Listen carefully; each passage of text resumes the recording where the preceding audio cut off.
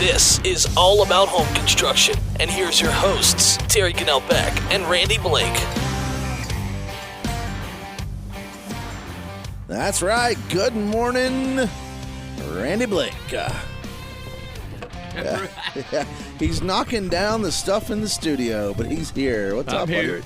What's going on, man? Morning, everybody. So happy. Well, Randy's good old Mark's going to come in on Monday morning, and all of his stuff's going to be gone because Randy's throwing it in the floor, getting his mic set up. Well, he's got it set up on my side of the bench. Yeah. Or just on this side. It ain't Fair. my side of it. All About Home Construction here on WATA. Again, thanks to all of our listeners out there. Give us a call today, 828-262-1567. So what's been going on, man? Just working. Good breakfast last week? Yes, it was. Good. We had a pretty good turnout, and we appreciate everybody for coming out. That's always a good thing. So monthly breakfast at the VFW. Of course, they'll be kicking off again next month. So stay tuned for that for breakfast. And then it's almost St. Patrick's Day, but you're really throwing it back to some Irish food. Well, yeah, but no. Okay, because, generally I do St. Patty's with cod. Yeah. Well, I have an inventory of flounder that I want to get rid of. It's still fish and chips, buddy. And, No one knows the difference.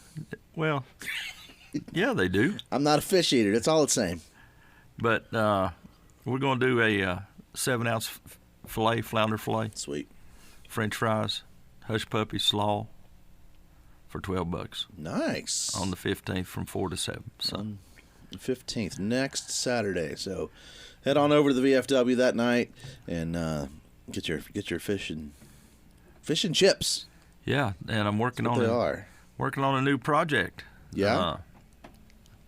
We're going to start working on a smoke eater for the bar Ooh, sweet. because we have people that smoke and we have people that don't like to come through the smoke. Right. But I think I can eliminate about 95% of the smoke in the bar. Sweet. Well, some of those fan technologies now are pretty sweet. Well, They're quiet too, and everything works pretty good. We're working on a DC system. okay. And hopefully we'll have it in here in a couple of months. I can't get up there. But these meals have helped upgrade the building. Sure. Most people don't realize that was a house that the veterans bought in 46 or 47. That's cool. And so it does help. We thank everybody for coming out. That's awesome. Of course, speaking of helping out on the building, you got the brick project still Correct. going on too. So that's always a fun thing. And We'll keep that in mind if you have a family member that was a veteran. yeah, And like I said, it doesn't make any difference if they were a veteran of foreign wars or nice. just a veteran. That's awesome. Well, yeah. So those bricks are cool, and of course, if you're listening to the podcast, we'll have during the break. I'll plug that in so you can hear some more details about that. So cool. Yep. Well, okay, so back a month or so ago, or 2 months ago, I guess it's been now, we talked about a calendar, like our year-round calendar maintenance. And, Yep.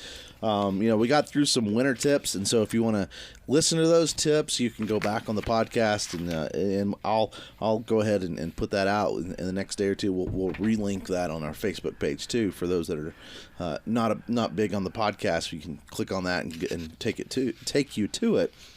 But it's kind of springtime-ish. I mean, we're in that spring season almost. It acts like it, don't Yeah, right. And so I mean, it's March. Things are green in March. So actually, I was in Raleigh this week for a conference, and was noticing that the Bradford pears are starting to bloom off the mountain.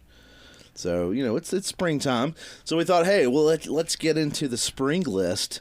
So the way this is, if you remember, basically in March, basically in all of spring, like we got it set up so you can have different weeks of maintenance, and so you can do a little bit at a time, and then that way it's not super like consuming all at once. And I think that's hopefully the cool part. Like it seems to help people out. Again, just so you're not doing everything at once. And so, what do you think? Should we get into the let's do week it. 1 of March? Yep. So, week 1 of March, clean gutters and downspouts and inspect the roof from winter damage. Correct. Matter of fact, we cleaned my gutters out the other day. Nice. Yeah, we have been cutting the trees away from the house, and the backyard's always stayed a little damp because it's grown up around us, but we're slowly getting them cut back out. Sweet. And I like it a little better because it keeps the moisture away from your foundation. Right. Well, and of course we've talked about fire in the past, a couple shows too. It reduces that risk, but we've had some ice storms in the last few months or weeks, really, and here in the high country too. And so, keeping those trees away is going to reduce the chances of those. Well, damage. they got us still under a drought. I saw that. It's crazy. So yeah, those two are pretty self-explanatory. Clean gutters, and downspouts is pretty easy. You got to get up to them, but they make different tools for that. One of them that I like are the water hose hook, shepherd's hook looking things that you go down and wash it off if you don't want to climb all the way up on it. I think my biggest concern, and this is where I guess my question to you is, how many times that when people climb on the roof with the ladders, I feel like a lot of times the gutters take an abuse from that because you're leaning the ladder up against the gutter, and typically you like if you're climbing on the roof itself, you typically get on the same place out of habit. So you do, but the older gutters used to have ferrules in them, and so that kept your gutter from collapsing. Right. And the new clips, they help out a bunch. So make sure but you don't know where the hidden clips are now. And but I actually seen a product yesterday, when I'm surfing. Right. That goes and fits in your gutter to keep it from collapsing when you climb. After you climb up, you have to push yourself out. Oh, but cool. You put it in it so it don't collapse and damage your gutter. That's awesome. All right. That's cool. But what we've done is we've gone away from 5-inch to 6-inch gutters. Because 6-inch gutters thicker metal, right? Thicker metal, more flow, and a downspout is 4x5 instead of 2x3. So any leaves will go through easier. Correct. Nice. The only problem you have with that is if you got it into a system, pipe system, corrugated system, right? And eventually the biologics will build up in that and stop it up underground. Yeah. So.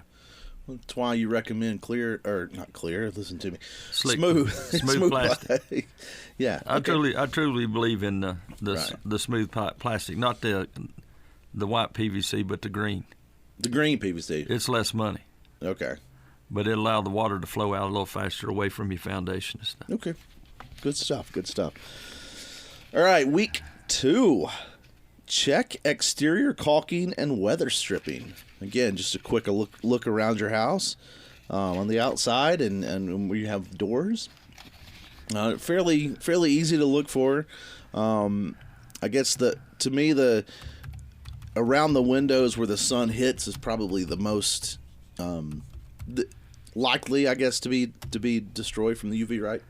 Yeah.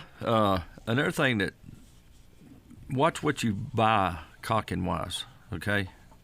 And the reason I say that, just regular old painter's caulk will dry up faster than most caulks. Right. So you want a good silicone caulk. Well, not necessarily silicone, but like big stretch. That's a good painter's caulk. I was trying to find out what the warranty is on it, but it holds up real good and it's paintable. Right. Your silicones aren't paintable. Now, is there a big difference between interior and exterior caulking? Correct. Yeah, I mean that's what I'm saying. Right. So painter's caulk for the interior. Just not, yeah. You don't want to use on the outside. Right. And I have actually seen bugs auger through it and actually get in. Right? Yep. All right. So again, another pretty simple one. The weather strippings. I think the bottom of the door tends to get beat up more. So I know that tends to get abuse, and that's usually where I see the most of the damage as far as like when they're wearing out. Well, not change the subject, but big stretch tube is 10.5 ounces. Okay. On a rule of thumb with a 1/8 inch to a 1/4 inch bead, you'll get about 14 linear foot. Okay. That's quite a few windows. So, Especially if you're touching them up. yeah. Well, cool. All right, week 2, the second project is to service HVAC systems because cooling season is right around the corner. Now, that one, here in the high country, we're still going to be running heat for a little bit, but it's not a bad idea, right? Of course, we've talked about changing filters before, but if you want to be prepared for the cooling season. Correct. So if you have the HVAC, it's something to think about. So. Well, it's just important twice a year. Getting ready in the fall for your furnace. Yep. Your heat. Same thing in the spring, just like you said right there. Especially if you've got heat pumps. Yeah. Checking your condensers and stuff like that. Another big one to check that most people don't even think about is your condensation line.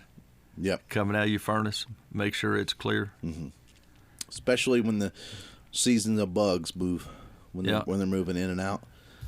Well, there's a guy out there with a product. I don't know how, but there's a type of mold that they say builds up in these condensation lines.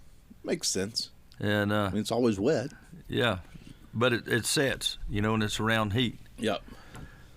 And I can't remember what the product is, but take your pump and run a little bleach in it. Okay. And put it down, and that'll help cut some of that stuff out. Well, cool. Or like that little ice machine I have. It calls for white vinegar or lemon juice to clean just to get that. Yep. Build up in your ice machine. Mold does not like acid, so yeah, it makes a difference. So, all right, cool. All right, week 3. Let's move on, and we'll take a break in just a moment. But week 3, clean window wells and check drainage. Yep, that's a big one there because all your vinyl windows have weep holes in them. Yeah, and they get nasty.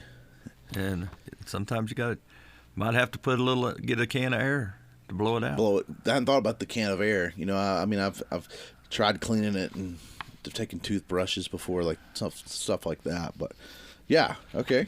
That'd be another. See, that'd be another one for vinegar. Because it keeps any mold out. Yep. All right. Power washing siding and decks. Now, we've had we've had people on talking about power washing and stuff, and so you don't have to necessarily wash it down to strip it, but this is more like just cleaning it, right? Correct. And your vinyl siding, your hardy plank, smart siding, stuff like that. It's not. They take stuff pretty good. Your decking will be you'll damage the fastest. Right. But never use a high pressure. Yeah. Even though you got a 3000, we need to get James back on. He can talk about the science of high pressure cleaning. Yeah. That would be fun. That'd be fun. And that's it. And again, we're not talking about because I feel like a lot of times when people are like, "Oh, I pressure wash my deck," they're stripping the stain or paint or whatever it is they've put on off. This is very much a quick little wash, right? Just to get any kind of dirt, mildew, residue off. Well, it's going to build up. Yeah. And it don't take much. Just all it has to do is a bug start to land on it and poop on the side there. I know you didn't want to hear that, but or like ants, they secrete a substance out of their mouth that will stick to your siding. Right. And that will cause mold. There you go. All right, week 4, check foundation walls for cracks. That's important. That's an easy one too if you're in a basement. But even on a non-basement, you've got a crawl space, especially around the corners. Just give it a visual check, see if there's anything moving. I think that's another self-explanatory one. You see a crack or you don't. Well, I got one to go with the next one. Yeah. But change your water filter. Okay. A good rule of thumb is when you change your water filter, then flush your hot water heater. And flushing the hot water heater is probably the number one thing that maintenance-wise that people don't do. The number one destroyer of it. Yeah. Especially with wells with high sediment on it. Mm-hmm.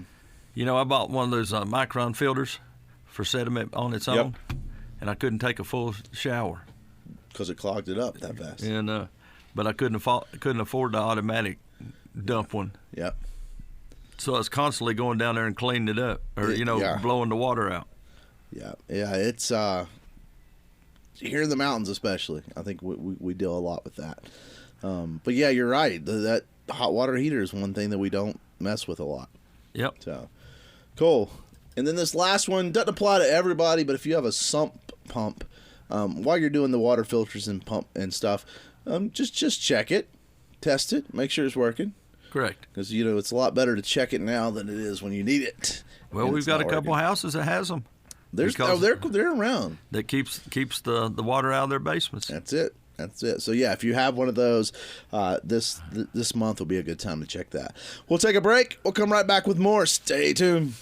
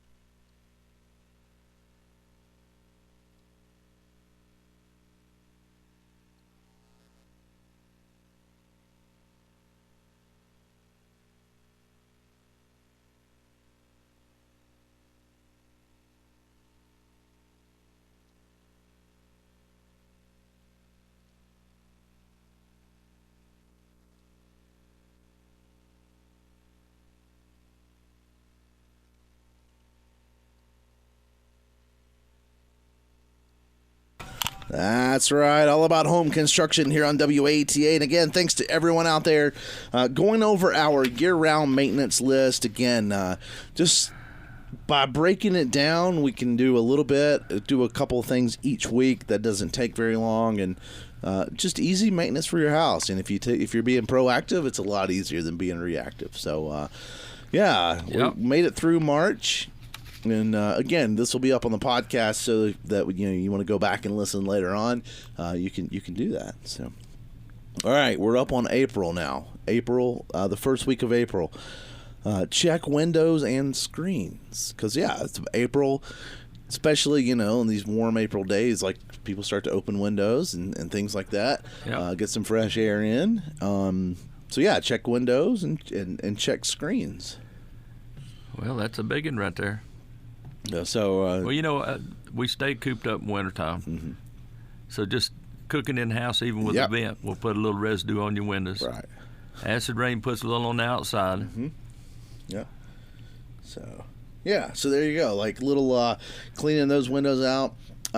In the screens too. Screens take a lot of abuse in the wintertime. Ice and snow can still get on them, and just check those and clean those out. Usually they pop off pretty easy, and just take a water hose to them and spray them down. A lot of times is all it needs. So, and then while you're using the water hose to clean the windows and spray the screens, just check it. Check those faucets. Check those hoses. It's the time of year you still don't want to leave them all connected. Because we can get cold in April still. But check them out. Do you have any leaks? And especially the water hoses themselves. Have you got any holes in them? Good time to change your O-rings. If you got any washers or O-rings going bad, when you change your water filter. Yep. So there you go. That's an easy one for the first week of April. Week 2 of April, again, this one's not going to apply to everyone. There's still some people out there that have irrigation systems here in the high country. If you do, that's a good time to service those. But week 2 for the most people are just checking the outdoor stairs and handrails. 99% of the homes have some kind of stairs, even if it's just a couple steps down. Yeah. So check those stairs, check those handrails. Settling, I think, a big issue, right? Especially after winter, when the ground has frozen and then thawed out. That can be a big one. So I think that's a good one. Handrails, nails freezing and thawing and popping out. So just checking those and making sure they're driven back in, and in the process making sure that they're not loose. Well, it depends on how much your screw's out. It might be easier just to go ahead and get you a 3-inch wood screw to go back in and replace the nail, because all your screws now are copper coated. Mm-hmm. So the treated lumber doesn't eat them up. So. Right. Yeah, you're right. I mean, I'd probably use screws, but again, the nails will pop out. That's the biggest thing. And I hate grabbing a hold of a handrail that's loose, it wobbles. So it kind of defeats the purpose. Well, your insurance might not cover you with an injury. Right. So again, that's a good week 2 project. Week 3 of April.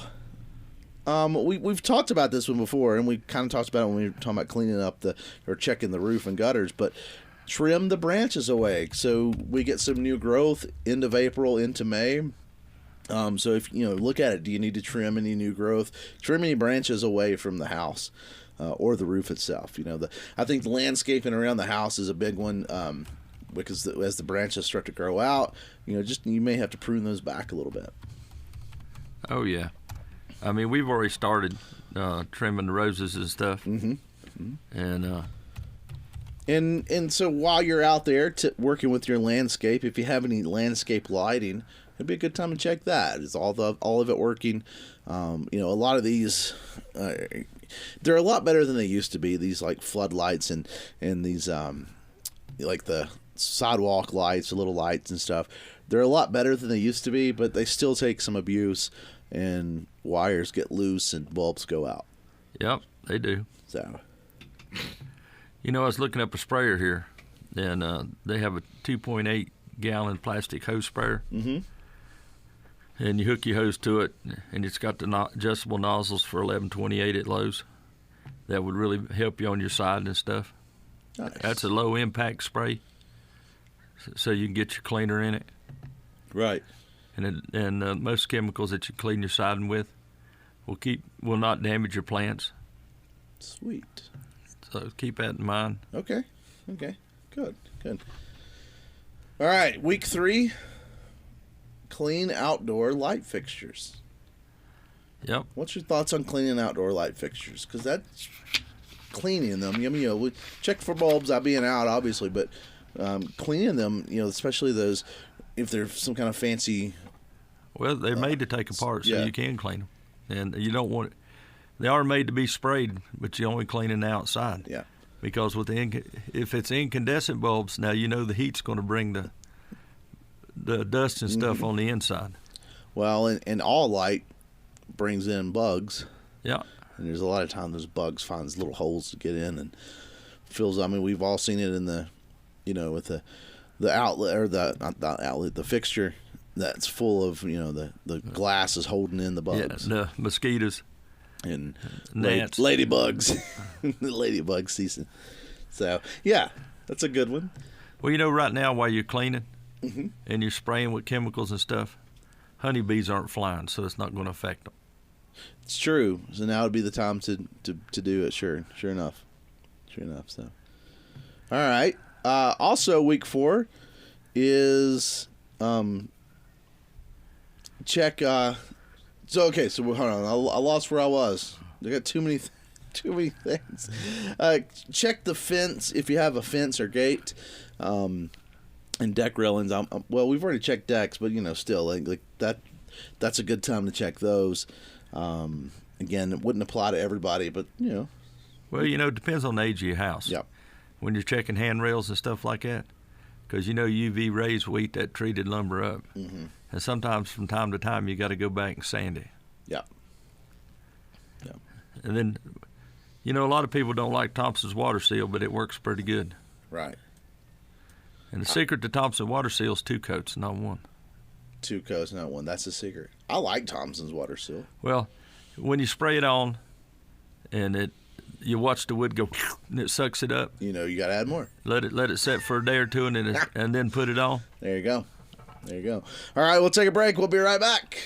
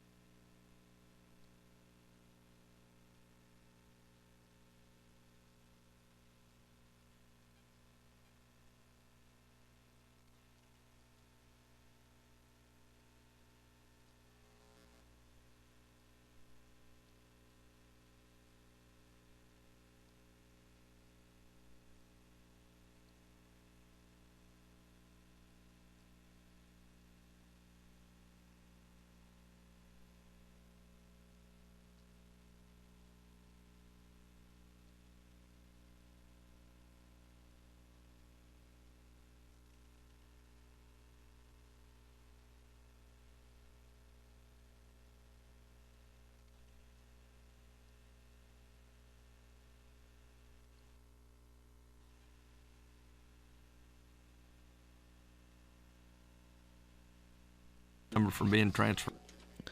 That's right. All about home construction here on WAETA. Thanks for listening to us. And Randy, of course, remind everybody, next week, next Saturday, you guys at the VFW are going to have flounder fish and potato, or not, you said potatoes? Fries, yeah. Fries. So head on over there next Saturday evening. 4 to 7. $12. I know it don't sound like a big meal, but it'll fill you up. All right, there you go. So head on over there for that next week, and as Randy gets us ready for St. Patrick's Day. Yeah, we had a member die, auxiliary member. He was a life member, and that's all he talked about was always my fish fries. And I didn't get to feed him one more time before he died. So that's a shame. This will be a memory of a member. So that's awesome.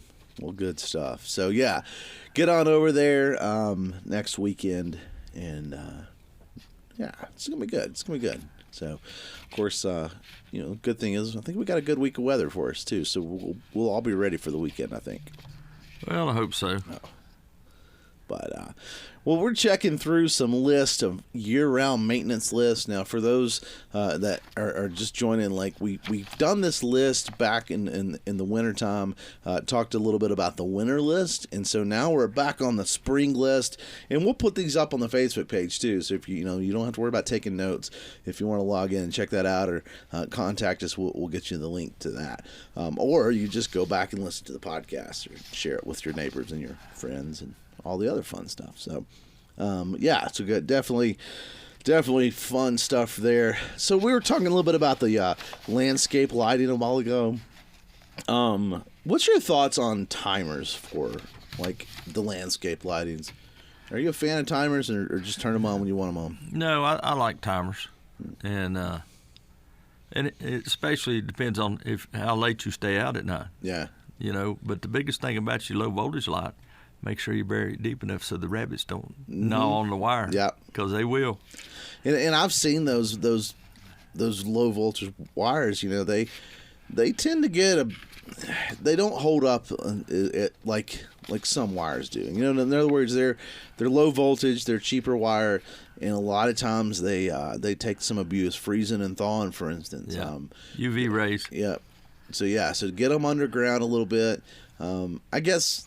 Ideally, run them through some conduit, but it's not. I mean, it's not necessary. It costs more. They're made to be buried. The lines are. We had a customer, 30 years ago, that had a dog fence. You buried it along the edge. Yep. And his property covered like 7 acres, and it would go out, and it would go out because the rabbits chewing the wire, and it would ground it out. Yeah. And you never know where that's going to be. Well, you have to pull the whole wire up. So after I got to pulling it up, like these plastic stakes for electric fence. Yep. I'd hang it about 12 inches off the ground. Okay. Well, that way, if the rabbit chewed it, it didn't short it out from the moisture. Okay, yeah, just like an electric horse, cattle fence. Yeah, and the dog could see it. Yeah. So it learned pretty fast what it was. That's great. Just don't use them on beagles. Why? Beagles just don't like them. No dog likes them. No, but beagles are aggressive when they get not that kind of aggressive. They just generally run off and don't come home. Well, I mean, if you got shocked, would you want to come back across it? I've been shocked a lot.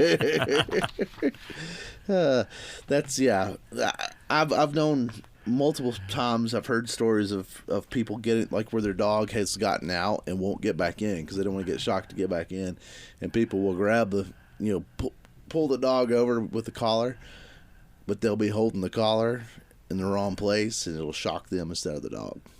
I've heard that story a couple there times. is an argument with that, and I would rather the dogs get shocked than get run over. I would too. Yeah, no, it's once they figure it out, it shouldn't be a reoccurring thing. Dogs are pretty smart, and they don't like electricity. I had a beagle one time. The UPS guy pulled up my driveway, and it canceled it out. Right. Because this was over the air, one of these round ones that do 95, 90 foot from it. And so she went out the other side of the truck, and it hit her, and it never slowed up. Oof. So, well, there you go. Yeah, but the landscape lights, timers, I like it. But, one thing that you need to think about, and this is, this goes with all your clocks, but those timers, especially like tonight, we're changing the clocks ahead tonight, with daylight savings time and adjustments and stuff. Don't forget about changing those timers too. Correct. If they're on, so, yeah. Changing clocks is not like it used to be. No. I mean, a lot of them are digital now that connect to computers, various places, and in other words, my cell phone, I don't have to worry about it. It's just going to change over. I asked my grandsons, can y'all read a regular clock? Why, yeah, Papa. Well, what's it say? Well, I don't know. Yep. Yep. So I try to teach them, man. I'm telling you, it's important. I got a clock in my classroom, like an old school analog clock. Yeah, that's all right. I like them. Nobody understands what a quarter till is anymore. Teach them military. Yeah. Right? Well, that one's popular too, so good stuff. Well, all right, let's get back into our list for May. So just a quick recap, though, for those joining us. Again, we have talked a little bit, going all the way back to March, cleaning gutters, checking the roof, checking water stripping and caulking, HVAC for cold or for cool, to start cooling, make sure it's serviced, window wells, clean those, power wash the sidings and decks, check foundations, check your test your sup pump. That's the word I'm looking for. Change water filters, and you had mentioned the hot water heater, like draining it, flushing it out. Well, they've got it included in May in the next line. Yep. But if you're going to take the hot water heater, or if you're going to take the filter out, might as well change it. Flush your hot water heater. And then, we talked about cleaning windows and screens, checking the faucets and hoses outside, irrigation if you have that, stair rails and handrails. Then we talked about lighting and fencing and branches, keeping those back. So now we're into May, and cleaning refrigerator coils and servicing the hot water heater. Energy efficiency, when it comes to the refrigerator coils, they get dusty a lot. Yep. Most people don't pull their refrigerator out. But if you clean those coils off, it's going to let that refrigerator run a lot more efficiently. Correct. And the one thing that my concern with doing this is not for the refrigerator coils. It's more of people pinch their ice maker lines when they push it back. Correct. So just be aware of that. Again, that's not really an issue usually, but it only takes that one little pinhole, and now we're in trouble. And it's generally months, sometimes even years when you find it. Exactly. And I know you've seen it in hardwood industry. Well, yeah. Hardwood flooring and stuff. Because it's such a small pinhole and it's usually on the floor or at the floor, it gets up underneath, and a lot of people don't even have baseboard or molding, and so not that that's really going to stop water, but it's just even larger of a gap for water to get back into, and so now it's working under the floor and it's getting between the subfloor and the wood floor, or whatever flooring you got.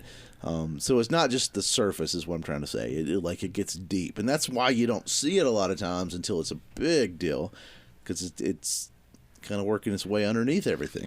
Yes, it is. So that's what I'm saying. It can. Yeah. I know you've seen it. Oh, it's At least I've seen floors rotted, not on top but underneath, when you feel them nearly 5 foot out from a refrigerator. Yep. And what really sucks is most of the time it's hardwood. Right. Oh, I know.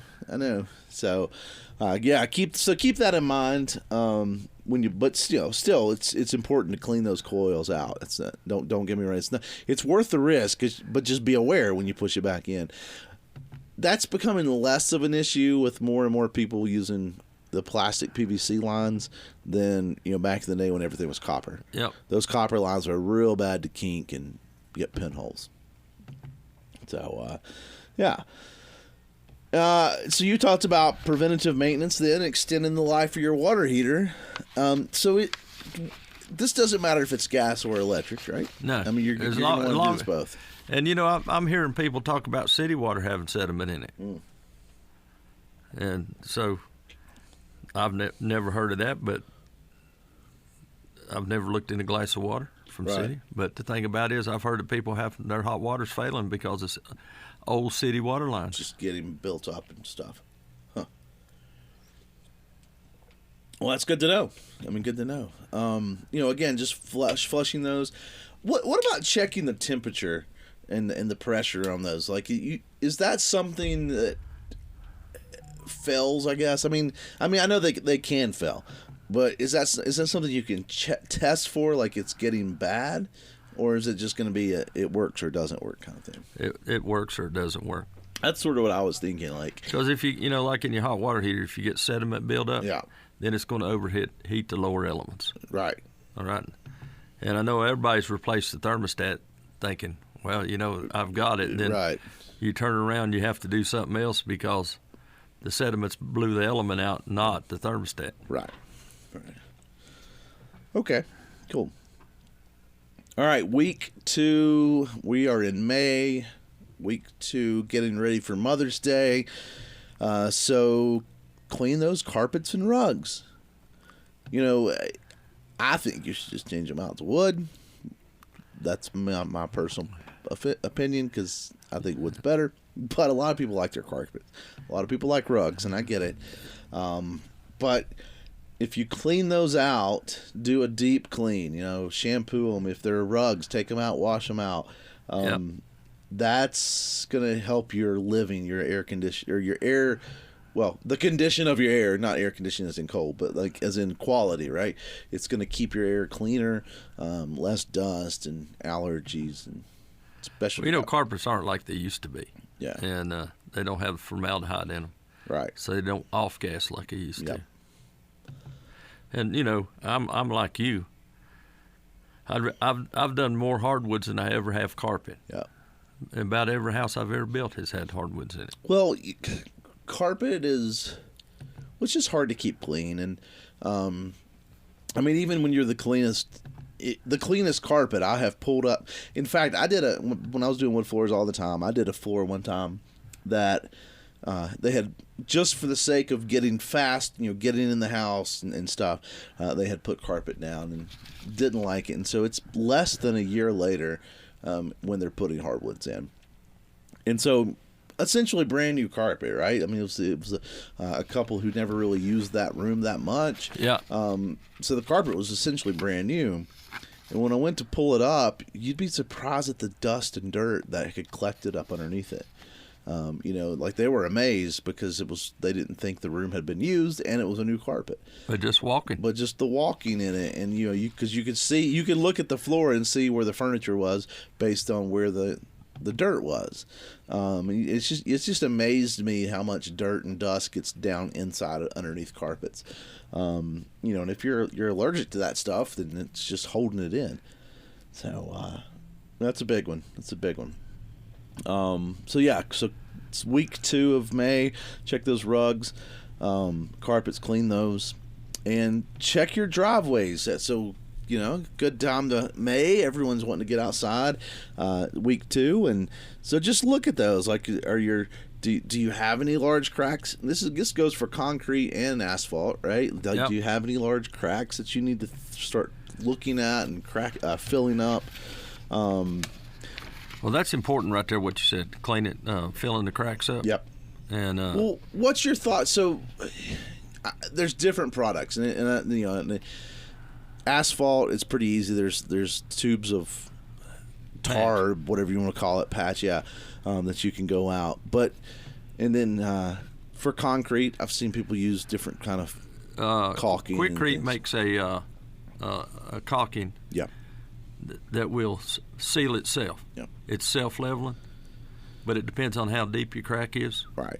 And well, the number one thing that I see people do wrong is cleaning it out before they caulk it. Correct. A lot of times they just go out and they caulk it, but if you got a lot of dust and or a lot of dirt and debris in there, it's not. First of all, that's going to settle and it's going to crack again, but it's also not going to hold. You're going to have to pressure wash it, mm-hmm. and when you pressure wash it, you can use some vinegar. You know, Right. a lot of people don't want to use muriatic acid, which that's what we use to clean Yep. concrete with. And Well, it does a great job. It does, but you don't mix it. You don't mix it 100%. Right. You know, you tone it down a little bit. You take it, your sprayer, you spray it with muriatic acid or spray it straight vinegar, and then let it set for 15 minutes and pressure wash it out and blow all the cracks out. Yeah. Quickcrete makes a crack sealant that is self-leveling at 1 quart's $12.98. Okay. It's not bad. And so the good thing about it is once you put it in, you might think you need to trial it down. Let it set a few minutes because it'll settle. It'll settle, and you might have to go back and put some more in it, and then wipe it down. Nice. And I'm sorry, but all concrete, all asphalt is going to crack at some point. It does. It's just a matter of where. Expansion and contraction. Yeah. Yep. You know, we build like houses. You know, we put the concrete in the basement, and a lot of people use that half inch to go around it for expansion. Now we'll use weather shield because I like to glue it to my plastic. So that way you're getting a physical barrier. Like it goes up the barrier. It's a gasket. Yeah. Because a lot of times that crack or that material you use for your foundation seal will rot out over the years. I've also seen people use blackboard, and when 20 years down the road, the blackboard's gone. Mm-hmm. You know, even though it's got asphalt in it. Yeah. Now you're allowing the critters to get in your house. Yep. But anytime you do a corner, like a 90-degree corner, Yep. outside corner, always double up. If you're going to use weather shield, double up, and that'll keep it from cracking because it always cracks in 90-degree corners. Not inside corners, outside. Because it's pushing against two directions. Yeah, expansion and contraction. Yeah. All right. Week 3 in May. Checking the grout and caulk in the bathrooms. How do you clean it? I mean, there's so many cleaners out there, but when it comes down to it, you really just got to scrub it with whatever cleaner you got. Well, no, not necessarily. Like in the restaurants now, we used a mixture of Tide and bleach Okay. at equal amounts in a 5-gallon bucket, because we scrubbed our walls down every night with that. And the thing about the Tide and bleach is when you scrub your walls with it, you can take your hose and hose it off, and when it dries, it leaves no residue. That's pretty sweet. I mean, it's slick and shiny. Yeah. But now that you got the problem that you got the grout clean and you got cracks in it, Yep. now you're going to have to go get you some grout filler.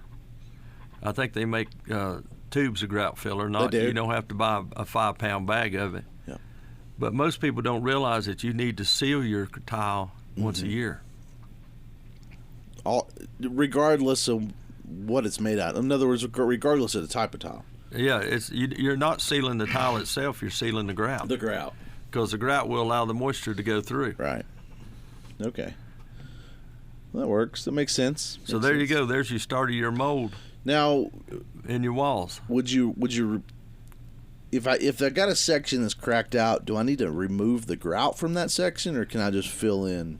No, go ahead and they make a grout tool Yeah. that you can scrape, and it'll get out the loose stuff. Yeah. Then just go back and do the pin with it. Gotcha. Okay. All right. Another thing for week 3 is decks, protecting the wood. Do you need to seal it? Do we? I'm not a fan of painting it, but you know, if you do paint it, like, do you need to put a new coat on it for weather protection? You know, of course, you want to clean that before you do it. Correct. Pressure wash it. And yeah, put a stain on it. Don't put a paint on it. Yeah. You know, I know that there's deck restored products out there, and some of them, they look real nice on TV. Yeah. But I've seen some people, homeowners, have done their own. It looks pretty rough. It looks pretty fake. Yeah. Yeah. Well, and we've had James on before. We were talking about pressure washing. I don't want to speak for him, but I don't think he's a fan of paint either. So, no, he does a lot of stain. I remember back in the 80s, late 80s, early 90s, we'd go to Hound Deers and they'd have them paint the decks with enamel paint. Yep. And you go under the deck and it looked like it'd be a basketball full of water. Yeah. Well, that actually leached out all the treatment in the lumber too, and was starting it to rot. Yep. You got a big ball of water hanging there, big balloon full. So you can go with a solid stain. Yeah. There you go. We'll take a break. We'll come right back. Thanks for listening.